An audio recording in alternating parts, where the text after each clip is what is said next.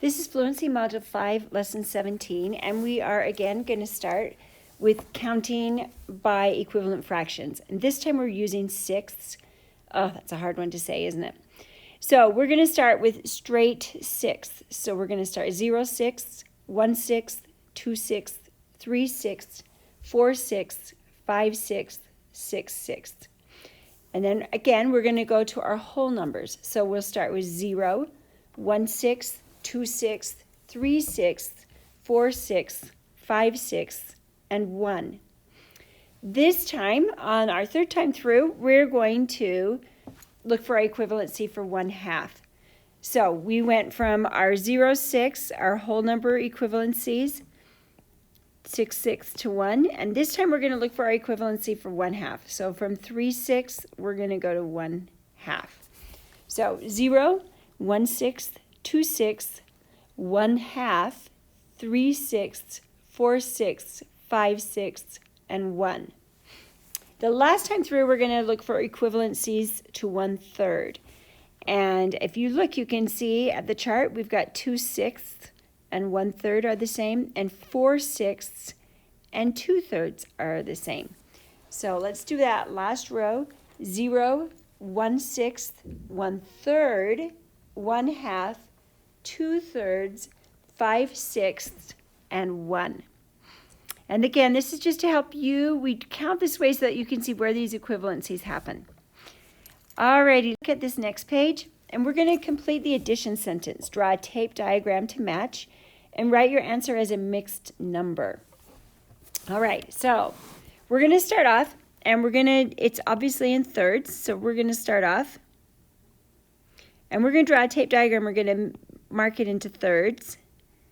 But I've got to add, I can see that I've got to add 2/3 plus 2/3. So I need to draw another third. And I've got that.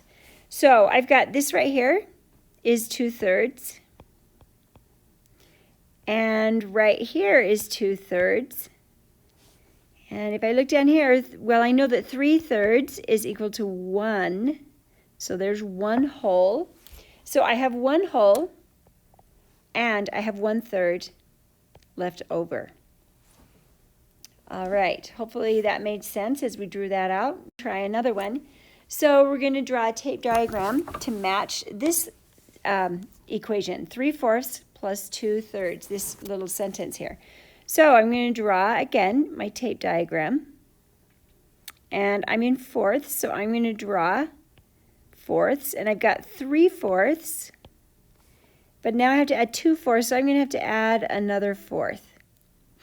So I've got 3/4 here. I have 2/4 here, and I know that 4/4 is equal to 1, so I know I've got 1 right here. These are my 2/4. So I have 1, and then I've got 1/4 left over. So when you draw it out like this, it's actually pretty straightforward to see it. That little 4 right there is pretty terrible, I can see. I'm going to try and fix that. Let's see if we can go back to making that a better 4th. There we go. All right, so we're going to do one more. This one, I want you to pause the video, do your own, and then see if you agree. All right, for me, I'm going to be drawing. I need to measure in fifths. So I've got 1, 2, 3, 4, 5, and I'm starting off with 4/5, but I have to add 3/5 more, so I'm going to have to add 2 more fifths. All right, so I'm going to start off. This right here is my 4/5. 1, 2, 3, 4, and here is my 3/5. And I know 5/5 is 1. 1, 2, 3, 4, 5. So I'm going to mark 5/5 or 1. And I have 2 more fifths. So that tells me I have 1 whole and 2/5.